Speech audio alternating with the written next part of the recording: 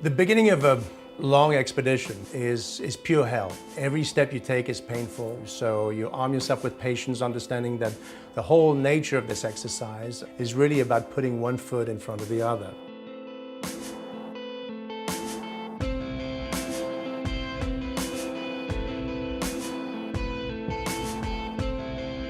So how do you become an Arctic explorer? Well, I mean, it starts, I think, with a dream, and as a child I was exposed to early novels and accounts of the golden age of exploration. So early on I knew that I would want to become an adventurer and explore in nature. But athleticism is something that I did out of passion and out of personal engagement. My role as both an athlete, as an advocate, and as a photographer is to try and really generate that level of interest into the polar region. So when you're out on the ice, everything comes at you. Well, we're pinned down for the second consecutive day in complete whiteout conditions right now.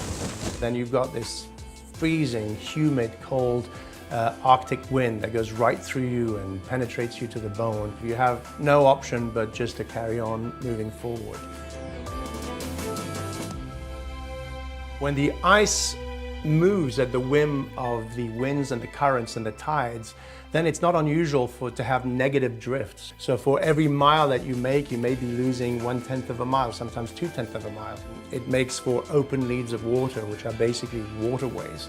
And that you've got a sledge behind you, you're carrying anywhere from 200 to 400 pounds of gear, depending on the length of the trip. You start progressively to push your rhythm a little bit more, little by little. You up it from 8 hours of travel initially to 9 and then 10. And then within a few weeks, you'll be traveling consistently at 12 to 13 hours a day. You make sure not to do anything stupid, so you injure yourself. Let's say if you pull a muscle and you're in that kind of environment, it's game over. It's a brutal impact on the body that you need to preemptively train for.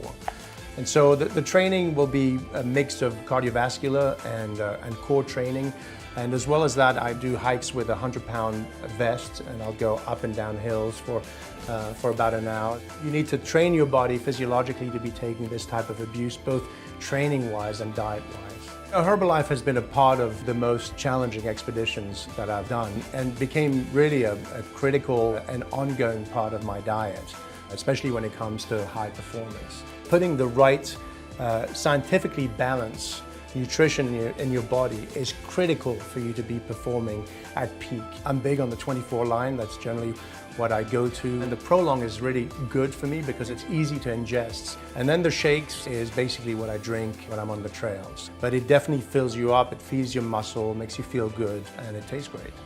It's really only about setting your mind to it, establishing a goal, understanding how to reach that goal by coming up with a strategy and applying that strategy one step at a time in order to get there. And you can really impress yourself by how far you can actually go.